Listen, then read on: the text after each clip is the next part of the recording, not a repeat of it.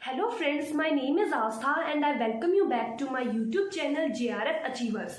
So today in this video I would be discussing last 5 units of paper 1 क्योंकि मैंने paper 1 की पहली 5 units पुरानी वीडियो में आप लोगों के साथ डिस्कस की थी और इस वीडियो में मैं आप लोगों के साथ जो लास्ट के 5 यूनिट है उनकी स्ट्रेटेजीज, उनके इंपॉर्टेंट टॉपिक डिस्कस करूंगी आज की वीडियो में। अगर आपने मेरी पुरानी वीडियो नहीं देखी है पेपर 1 पर जिसमें मैंने फर्स्ट 5 यूनिट्स के बारे में एक्सप्लेन किया है, स्ट्रेटेजीज वगैरह बताई है, so then you can go back to my channel and watch that video. So आज की वीडियो में मैं आप लोगों के साथ लास्ट 5 यूनिट्स के बारे में डिस्कस करूंगी। और वन मोर थिंग, पेपर 1 भी इतना ही इम्पोर्टेंट है जितना पेपर 2 है। हम लोग पेपर 1 को ज़्यादा सीरियस नहीं लेते हैं, इसलिए सिर्फ कभी कभी पेपर 1 सीरियस ना लेने की वजह से हम सिर्फ नेट क्रैक कर पाते हैं, जेआरएफ हमारा नहीं हो पाता। तो यही एक सबसे बड़ी मिस्टेक है, हम सोचते हैं हो जाएगा, उसको हम फॉर ग्रांटेड लेते हैं, इसलिए शायद पेपर 1 को सीरियस ना लेने की वजह से हमारा जेआरएफ नहीं होता। बट हमारा मेन मोटिव सिर्फ नेट क्रैक करना नहीं है, जेआरएफ भी है। तो अगर हमें जेआरएफ भी चाहिए साथ में नेट के, then you have to prepare both the things with full focus. So हमें दोनों पेपर 1 और पेपर 2 दोनों पर इक्वली फोकस करना है, क्योंकि जो पेपर 2 है वो बहुत ही ज़्यादा वास्ट है। बट पेपर 1 जिसमें 10 यूनिट्स है, अगर आप उसको अच्छे से करें प्रिपेयर, एटलीस्ट 8 यूनिट भी अगर आपके अच्छे से प्रिपेयर हो जाए, then you can easily crack JRF. But अगर आपकी उसमें भी आपका एवरेज प्रिपरेशन है तो आपका सिर्फ शायद ही नेट भी क्लियर ना हो, ऐसा भी हो सकता है। So focus on both the paper. And once I complete this video, then you will have a concise and clear idea that how to prepare for UGC NET paper 1. And if you are a beginner, then you are at the right place. So please watch the video till the end and don't forget to like and subscribe my channel. Let's start the video without wasting any time. आज की video में हमारी first unit है logical reasoning. सो इस unit में दोनों portion है, practical portion भी है और थ्योरेटिकल पोर्शन भी है। For example what is an argument, उसका स्ट्रक्चर, उसकी डेफिनेशन, ये सब हमारा थ्योरेटिकल पोर्शन में आ गया। जैसे आर्ग्यूमेंट किससे बनती है, प्रेमाइस प्लस कंक्लूजन। प्रेमाइस क्या होते हैं, प्रेमाइस वो सेंटेंसेस है जो कि आर्ग्यूमेंट को सपोर्ट करते हैं। Let's take an example, all Indians are human and all humans are mortal and therefore all Indians are mortal. So इसमें जो स्टार्टिंग की 2 स्टेटमेंट है, all Indians are human और all human are mortal, ये दोनों क्या हो गई, ये हमारे प्रेमाइस होते हैं। और जो all Indians are mortal, ये जो इसका कंक्लूजन है, जो इन दोनों प्रेमाइसेस के अकॉर्डिंग हमने कंक्लूजन सेट किया है और इनसे ही आर्ग्यूमेंट बनती है पूरी। उसके बाद हमें टाइप्स ऑफ आर्ग्यूमेंट पता होने चाहिए, जैसे डिडक्टिव आर्ग्यूमेंट हुआ, इंडक्टिव आर्ग्यूमेंट हुआ। जैसे इन डिडक्टिव आर्ग्यूमेंट हम जर्नल से स्पेसिफिक की ओर जाते हैं, but in inductive we go from specific to general. तो इन दोनों में ये कॉन्ट्राडिक्टरी है, मतलब आपस में, ये जर्नल टू स्पेसिफिक, उसमें स्पेसिफिक टू जर्नल। ठीक है, अगर हम अब डिडक्टिव आर्ग्यूमेंट की बात करें तो उसमें पहले थ्योरी होती है, फिर हाइपोथेसिस बनता है, देन उसकी ऑब्जर्वेशन, हम ऑब्जर्व करते हैं उसको और फिर उसको कंफर्म करते हैं। ठीक है, क्योंकि वो जर्नल से स्पेसिफिक पे जाता है, तो पहले से ही हमारे पास एक थ्योरी होती है, हमें उसको मतलब कंफर्म करना पड़ता है। We should know about the validity of deductive argument. So अगर premises सही हुए तो conclusion भी पक्का सही होगा, ये कंफर्म होता है इसमें। और फिर उसके बाद ये फर्दर डिवाइड होता है वैलिड और इनवैलिड में। सो अब आप सबको ये सब चीज़ें पता होनी चाहिए। ये सारा थ्योरेटिकल पोर्शन है जिनकी डेफिनेशन या कुछ भी इनमें से आपसे पूछ सकते हैं किसी भी वे में। अब अगर हम बात करें इंडक्टिव आर्ग्यूमेंट की, तो वो बिल्कुल अपोजिट है डिडक्टिव से। इसमें हम स्पेसिफिक टू जर्नल मूव करते हैं। पहले ऑब्जर्व करते हैं हम चीज़ों को, देन उससे एक पैटर्न फॉर्म करते हैं कि और चीज़ों पे भी ये चीज़ हो रही है या नहीं, फिर हाइपोथेसिस बनती है एंड देन थ्योरी, उस थ्योरी को जनरेट करते हैं हम, सब पर लागू हो रही है या नहीं। ठीक है, और उसके बाद अगर हम इसकी वैलिडिटी के बारे में बात करें तो अगर इसमें प्रेमाइस अगर सही है दोनों प्रेमाइस, तो कंक्लूजन भी सही होगा, ये कंफर्म नहीं होता। से डिडक्टिव आर्ग्यूमेंट में कंफर्म होता है, इसमें कंफर्म नहीं होता, प्रोबेबली ट्रू हो सकता है, इसमें ऐसा है। देन फर्दर इंडक्टिव जो आर्ग्यूमेंट है ये सब डिवाइडेड होती है दो पार्ट्स में, वीक और स्ट्रॉन्ग आर्ग्यूमेंट्स। सो इन सब के बारे में भी हमें नॉलेज होनी चाहिए, थोड़ा थोड़ा आइडिया होना चाहिए। मैं ये नहीं कह रही इन डेप्थ जाओ, बट हाँ थोड़ा आइडिया होना चाहिए हर एक चीज़ के लिए। So next important topic I want to discuss is types of definition. So जैसे कि intentional definition हुई, extensional definition हुई, ठीक है, lexical definition जो कि एक dictionary meaning कह सकते हैं, जिसको हम जो dictionary में जो meaning होते हैं, for example defining book, chair, ये सब। और ऐसे ही स्टिपुलेटिव डेफिनेशन, जैसे कि जो नए मीनिंग्स होते हैं, कोई नई टर्म्स होती है, जैसे सेल्फी हुई, ये एक नई टर्म है, ठीक है, तो ये स्टिपुलेटिव डेफिनेशन हो गई। तो many kind of definitions are there. So वो काफ़ी बार ऐसे पूछ लेते हैं कि कोई आपको एक डेफिनेशन दे देंगे और ये बोलेंगे इनमें से ये कौन सी काइंड ऑफ डेफिनेशन है, इंटेंशनल है, एक्सटेंशनल है, लेक्सिकल है, परसुएसिव है। सो आपको इन डेफिनेशन का मीनिंग पता होना चाहिए, और ये डेफिनेशन वैसे काफ़ी इजी है, आप लोग इजीली कवर कर सकते हैं एक बार में ही इनको। सो the next important topic is Venn diagram. ये कुछ टूल्स होते हैं जो कि कॉम्प्लेक्स रिलेशनशिप्स में, मतलब उनका डायग्राम के थ्रू हम इजीली समझ लेते हैं। So they sometimes give Venn diagram और ask question based on then Venn diagram. और कभी कभी वो लोग आपसे क्वेश्चंस पूछेंगे और उसके अकॉर्डिंग आपको वेन डायग्राम के थ्रू उनका आंसर देना होगा। So premise and conclusion based questions में भी वो काफ़ी बार हमें वेन डायग्राम बनाने की ज़रूरत पड़ जाती है। सो आपको वेन डायग्राम का आइडिया पता होना चाहिए कि कैसे वेन डायग्राम हम बनाते हैं, कैसे उसका स्ट्रक्चर बनता है। So you should know about the Venn diagram. And the next important topic is assertion and reason questions. So ये दोनों पेपर में पूछे जाते हैं, पेपर 1 में भी और पेपर 2 में भी। जैसे स्टेटमेंट दे देंगे और आपको कुछ रीजन दे देंगे, ठीक है, और उसके अकॉर्डिंग आपको बताना होगा। जैसे कि A is true but R is false, पहली स्टेटमेंट सही है पर दूसरी गलत है, या फिर दोनों, पहली सही है गलत है, दूसरी सही है, या फिर दोनों सही है बट दूसरी पहले का रीज़न नहीं है। तो ये सब क्वेश्चंस आपके दोनों पेपर में पूछे जाते हैं, तो आपको इनके लिए काफ़ी अच्छी प्रैक्टिस चाहिए। So next is square of opposition. ये मेरा पर्सनली फेवरेट टॉपिक है इस लॉजिकल रीजनिंग यूनिट का, और आई अश्योर यू अगर आपको एक बार इस कॉन्सेप्ट को आपने अच्छे से समझ लिया, then you can easily handle all the questions related to square of opposition. आप इजिली उनको कर लोगे।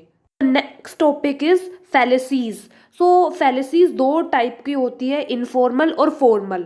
सो फॉर्मल में क्या होता है, या तो प्रेमाइसेस जो होते हैं वो गलत होते हैं, या फिर जो आर्ग्यूमेंट है वो ही इनवैलिड होती है।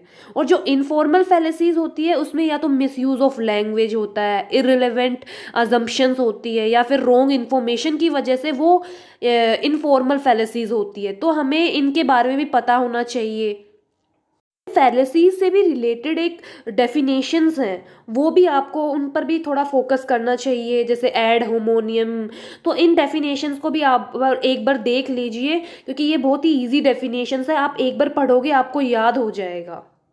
फिर the last topic is Indian logic, जो कि मीन्स ऑफ नॉलेज होते हैं। और जो ये इंडियन लॉजिक है ये पूरा थ्योरेटिकल पार्ट है। इसमें जैसे कि 6 प्रमाण्स हैं, प्रत्यक्षा, अनुमान, उपमान, शब्दा, अर्थपति। So Indian logic is also very important part of logical reasoning. So इससे भी 1-2 क्वेश्चंस आ जाते हैं, जैसे प्रमाण वगैरह में से आपसे पूछ लेंगे कि कौन सा प्रमाण है।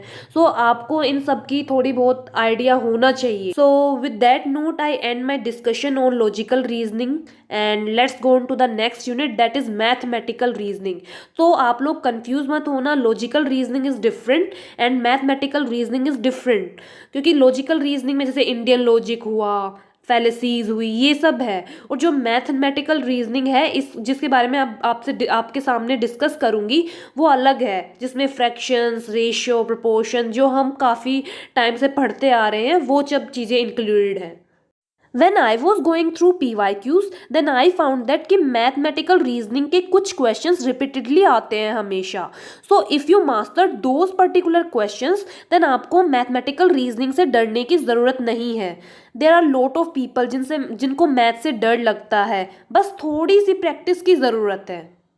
सो मैं आपको वो सब टॉपिक्स बताऊंगी जिनकी प्रैक्टिस के आपको ज़रूरत है. जैसे आप PYQ से ही उनको सोल्व करके देख सकते हैं, जिससे आपको प्रैक्टिस हो जाएगी, क्योंकि वो सिर्फ थोड़ी बहुत चेंजेस कर देते हैं या तो उनके नंबर्स में या फिर कुछ और, बट लिमिटेड ही टॉपिक्स होते हैं जिनसे हमेशा क्वेश्चंस पूछे जाते हैं, और PYQs are enough for that preparation. So एक क्वेश्चन आता है कोडिंग डिकोडिंग से. फॉर एग्जांपल लेटर सीरीज़ हुई या फिर नंबर सीरीज़ हुई. नंबर सीरीज़ में ज़्यादातर मल्टीप्लिकेशन सीरीज़ होती है या फिर क्यूब सीरीज़ होती है या फिर प्राइम नंबर सीरीज़ होती है. थोड़ी टाइम कंज्यूमिंग है बट हो जाती है. फिर आता है डायरेक्शन. उसमें आपको डायग्राम के थ्रू आप इजीली उसको कर लेते हैं, वो इतना ज़्यादा डिफ़िकल्ट नहीं है. फिर आते हैं blood relationships. So blood relationship भी आप एक फैमिली ट्री के थ्रू आप इजीली उसको कवर कर लोगे. So never skip the process of diagram. इसमें ब्लड रिलेशनशिप में आपको कभी भी बिना फैमिली ट्री के आप उसको सोल्व करने का ट्राई मत करना, क्योंकि काफ़ी बार हम काफ़ी कॉन्फिडेंस के साथ करते हैं बट फिर भी कहीं ना कहीं हमसे गलती हो जाती है. फिर then next is ratio questions, ratio proportion. So एक वेरिएबल से हम इक्वेशन बना लेते हैं. एक बार इक्वेशन बन गई then it is very easy to solve the question. So practice 6 to 10 questions तो ईजिली हो जाएगा आपका ये पार्ट. जैसे प्रॉफिट एंड लॉस हुआ, वर्क एंड टाइम हुआ. कैलेंडर से भी काफ़ी बार पूछ लेते हैं बट कंपैरेटिवली इससे ज़्यादा क्वेश्चंस नहीं आते जितना मैंने PYQ से ऑब्ज़र्व किया है. सो ये जो यूनिट है मैथमेटिकल रीजनिंग, इसमें इतना ज़्यादा भी डरने की कोई ज़रूरत नहीं है.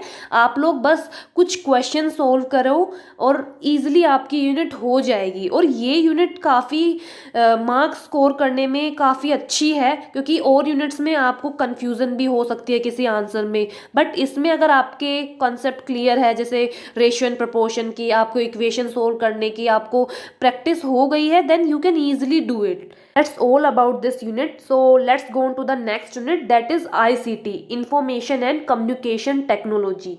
I personally like this unit. First you should have basic knowledge of computer system, और उससे रिलेटेड जितनी भी टर्म है उसके बारे में आपको बेसिक नॉलेज होनी चाहिए. जैसे for example types of computer. So according to generation, जैसे फर्स्ट जनरेशन कंप्यूटर क्या होते हैं, सेकंड जनरेशन कंप्यूटर क्या होते हैं, third generation, fourth generation, fifth generation, और अभी क्योंकि फिफ्थ जनरेशन ही है, सो अकॉर्डिंग टू फंक्शन, जैसे analogous computer, digital computer, hybrid computer, और on the basis of their size, supercomputer, mainframe computer, minicomputer, microcomputer. So इन सब की आपको एक तो डेफिनेशन पता होनी चाहिए, और साथ में इनके एग्जाम्पल्स और इनके फीचर्स जो भी कैरेक्टरिस्टिक्स वगैरह है वो सब आपको इनके बारे में थोड़ा थोड़ा पता होना चाहिए. And you should know about the peripheral devices. वो पेरिफेरल डिवाइसेस क्या होती है, जो कंप्यूटर से कनेक्ट करते हैं जिन डिवाइसेस के थ्रू, जैसे कि वेब कैम हुए, कीबोर्ड हुए, माउस हुआ, ये अब कंप्यूटर से कनेक्टेड होती है. इन सबको पेरिफेरल डिवाइसेस बोलते हैं. इनपुट डिवाइसेस कौन से होते हैं, आउटपुट डिवाइसेस इनमें से कौन सी होती हैं. तो जैसे काफ़ी बार क्वेश्चंस किस टाइप से आते हैं कि 4 ऑप्शन दे देंगे आपको कि इनमें से कौन सी आउटपुट डिवाइस नहीं है, ओड मन आउट वाला. ठीक है, तो आपको इन सब के एग्जाम्पल्स अच्छे से पता होने चाहिए. And the next important topic is memory. So उसके ऊपर हमेशा क्वेश्चन आता है, हमेशा आपको ये टॉपिक बहुत अच्छे से कवर करना है. जैसे प्राइमरी मेमोरी है, सेकेंडरी मेमोरी क्या होती है, रैम की डेफिनेशन काफ़ी बार पूछ लेते हैं, रोम और रैम की बेसिकली, प्रोम क्या हुआ. सो ये सब आपको इनका आइडिया होना चाहिए. सो the next important topic is computer network. So computer network क्या होता है, जो हमें कनेक्ट करता है, जो नेटवर्क एरिया को, जैसे वाईफाई वगैरह हुआ, ये सब क्या हुए कंप्यूटर नेटवर्क, जिससे हम एक दूसरे के पास कनेक्ट रहते हैं. ठीक है, तो इनको हमें एक असेंडिंग और डिसेंडिंग ऑर्डर में पढ़ना चाहिए। तो मैंने आपको इस स्क्रीन पर शो किया है इसको असेंडिंग ऑर्डर में, सबसे छोटे से सबसे बड़ा। So PAN, that is personal area network, फिर then LAN, local area network, then is MAN, metropolitan area network, then is वाइवन, वाइड एरिया नेटवर्क, जो कि सबसे बड़ा होता है। इन सबको आपको एक ऑर्डर में याद करना है ताकि आपको एग्ज़ाम के टाइम प्रॉब्लम ना हो, इसलिए मैंने इसको स्क्रीन पर एक ऑर्डर में सेट किया है। So the next important topic is storage units. So कुछ जैसे हमारा जो कंप्यूटर है उसके अंदर कुछ स्टोरेज यूनिट होती है, जैसे बिट, देन बाइट, केबी, एमबी, जीबी, टीबी। तो जैसे कि हमारी मूवीज़ वगैरह हम स्टोर करते हैं, वो कोई मूवी तो 1000 MB की होती है, कोई 2 GB की होती है, तो इट डिपेंड्स। तो वो स्टोरेज यूनिट हुई, उनका साइज़ के अकॉर्डिंग उनकी जो स्टोरेज यूनिट्स हैं उनको हम इस ऑर्डर में पूछ लेते हैं काफ़ी बार। जैसे कन्वर्जन पूछ लेते हैं कि जैसे 1 GB में 1024 MB होती है। सो ये किसी तरह भी एक क्वेश्चन घुमा फिरा के पूछ लेते हैं, बट आपको एक बार अगर क्लियर हो गया कि इसका मतलब क्या है, कौन सी बड़ी साइज़ है, कौन सा छोटा साइज़ है, then you can easily answer these question. So the next important topic is computer language. So जो कंप्यूटर की लैंग्वेज होती है वो बाइनरी में होती है, 0 या फिर 1।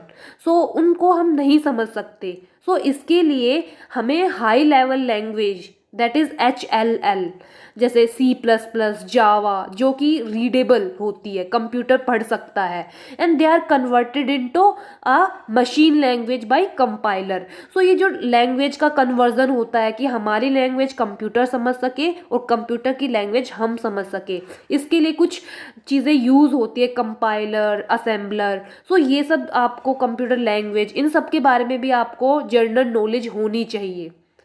सो the next important topic is file extension. जैसे कि हर जो इमेज का जो साइज़ है उसका एक एक्सटेंशन होता है। जैसे हम कोई भी इमेज सेव करते हैं तो वहाँ पे पीछे लिखा होता है JPG, PNG, word file, docs.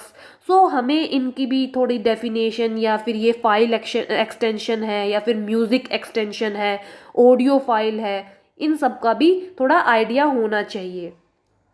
फिर नेक्स्ट थिंग इज, हमें जो चीज़ बिल्कुल स्किप नहीं करनी है वो है बेसिक टर्मिनोलॉजीज।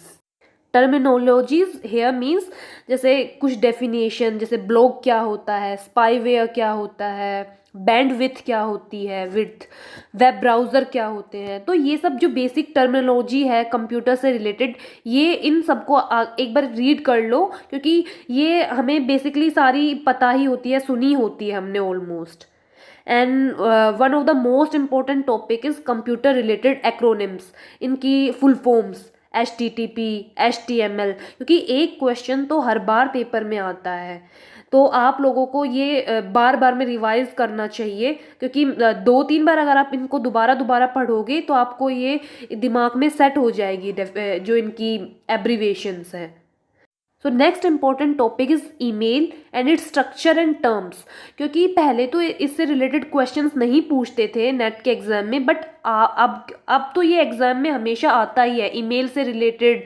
जैसे कि सेंडर कौन होता है, BCC, और ये सब डेफिनेशन छोटी छोटी, इनसे रिलेटेड कुछ ना कुछ पूछ लेते हैं।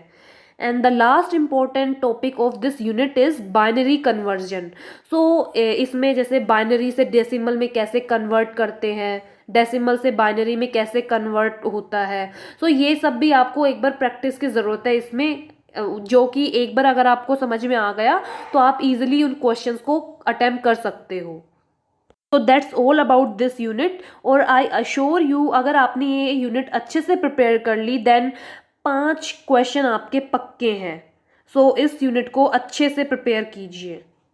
सो the next unit is people, development and environment.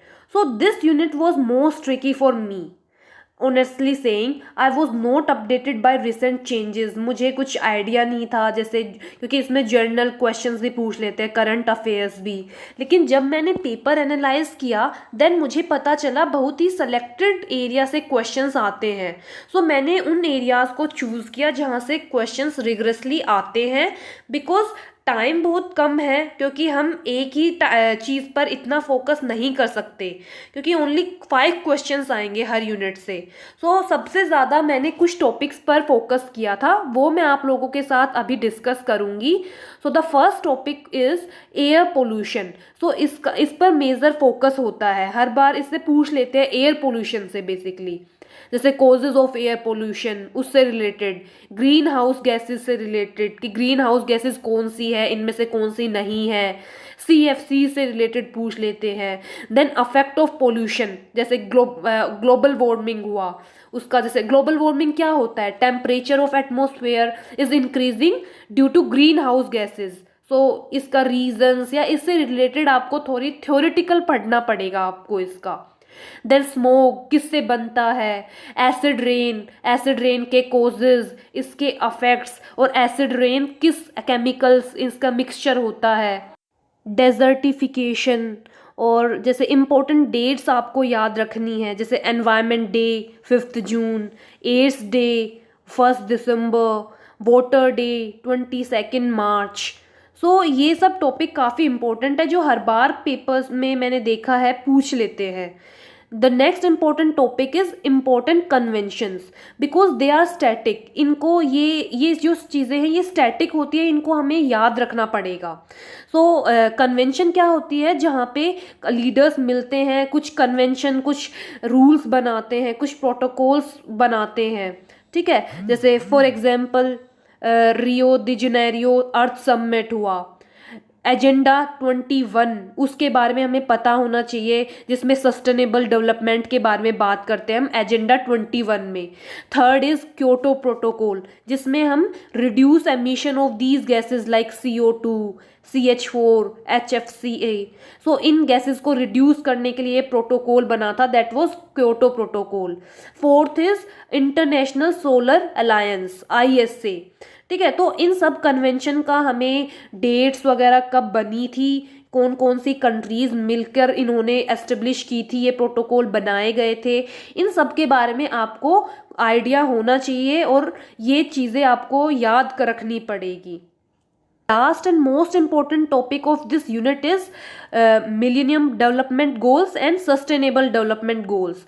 जो ये sustainable development goals are 17 in number, और जो मिलेनियम डेवलपमेंट गोल्स हैं ये 8 है। सो ये गोल्स आपको नंबर वाइज याद होने चाहिए, क्योंकि कुछ भी पूछ लेते हैं इनमें से कि ये गोल कौन सा था या इनमें से कौन सा गोल नहीं है, और ये मिक्स कर देते हैं। जैसे सस्टेनेबल डेवलपमेंट गोल में दूसरे वाले के गोल्स डाल देते हैं और पूछते हैं इनमें से ओड वन आउट। सो ये जो गोल्स हैं ये आपको दोनों के याद रखने हैं प्रॉपरली, एक तरीके से इनको क्रैमिंग वाली चीज़ है इसमें, क्योंकि स्टैटिक जो जीके होती है वो आपको याद ही करनी पड़ेगी। So that's all about this unit. So let's go on to the next unit. So the last unit of this video is higher education system. So इस यूनिट में you should know about the your constitution, parliament of India, जिसमें राज्यसभा है, लोकसभा है, उनकी powers के बारे में, जैसे लोकसभा लोअर हाउस हो गया, नॉन परमानेंट है। सो इन सब के बारे में आपको पता होना चाहिए। और प्राइम मिनिस्टर, प्रेसिडेंट, उनका टेन्योर, उनकी पावर्स, इन सब की भी आपको बेसिक नॉलेज होनी चाहिए। सो the next important topic is most important educational bodies. जैसे फर्स्ट इज़ UGC। तो उसकी फुल फॉर्म क्या होती है, जैसे UGC वो सेटअप इन 1956, इसके 7 रीजनल ऑफिसेज हैं, ठीक है। और जैसे NTA हुआ, ये भी एक एजुकेशनल बॉडी है। NCERT ही हुआ, CBSE, NAC। सो ये डिफरेंट एजुकेशनल जो बॉडीज़ है, इनकी बेसिक इन्फॉर्मेशन, इनके हेड क्वार्टर्स कहाँ हैं, कब सेटअप हुआ है, कौन कौन उसके जो मेन पीपल है या मेन लीडर्स हैं, तो ये सब आपको बेसिक इनकी नॉलेज होनी चाहिए, उनके रोल्स, उनकी रिस्पॉन्सिबिलिटीज़ क्या क्या है। And the next important topic is pre independence commission and post independence commission. जैसे प्री इंडिपेंडेंस कमीशन में सैडलर कमीशन हुआ, वृद्धा स्कीम कमीशन हुआ, इनके बारे में आपको पता होना चाहिए क्या चेंजेस आए हैं, किसने ये कमीशन लाया था जिसकी वजह से एजुकेशन में चेंजेस आए हैं। पोस्ट कमीशन में जैसे राधा कृष्ण कमीशन हुआ, किसने किया था ये Kothari commission.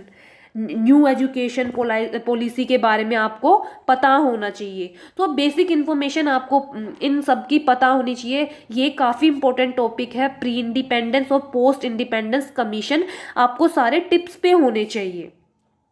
So the next important topic is categorization of university. The first is central university, state university, private university and deemed university और उनके main characteristics. They can give you 4 statements और उनमें से पूछेंगे कि इनमें से कौन सी डीम्ड यूनिवर्सिटी है या फिर ओड वन आउट। आपको ये भी पता होना चाहिए कि सेंट्रल यूनिवर्सिटीज़ अभी कितनी है, स्टेट यूनिवर्सिटीज़ कितनी है, प्राइवेट यूनिवर्सिटी कितनी है। ठीक है, आप बेशक गवर्नमेंट का जो फंक्शन का पार्ट है वो स्किप कर सकते हैं, बट हायर एजुकेशन पर आपको ज़्यादा फोकस करना है क्योंकि हमारा जो ये यूजीसी नेट एग्ज़ाम है ये खुद एनटीए बॉडी कंडक्ट करवा रहा है, तो इससे रिलेटेड ज़्यादा क्वेश्चंस पूछते हैं। उसके बाद हमें जो वेरियस गवर्नमेंट इनिशिएटिव्स हैं उनके ऊपर फोकस करना है। जैसे जो नई नई स्कीम्स आ रही है एजुकेशन से रिलेटेड, उनके बारे में हमें पता होना चाहिए। ऑनलाइन एजुकेशन जैसे मूक्स, इनकी डेफिनेशन वगैरह ये सब भी पता होना चाहिए। और एक एंशिएंट एजुकेशन और है जो कि टॉपिक इतना ज़्यादा इम्पोर्टेंट भी नहीं है, बट आपको एक बार गो थ्रू उसके कर लेना चाहिए क्योंकि हम कोई भी टॉपिक हमसे ना छूटे, क्योंकि हमें अपना 100% देना है। तो इसलिए हमें एंशिएंट एजुकेशन को भी एक बार रीड करना पड़ेगा। With that note, I end my discussion on this unit also. So I have tried to give blueprint of all sort of questions that come up in the exam and how to tackle them. So hopefully this video will be helpful in your UGC NET preparation. And yes, if you like this video then please like and subscribe my channel. Thank you.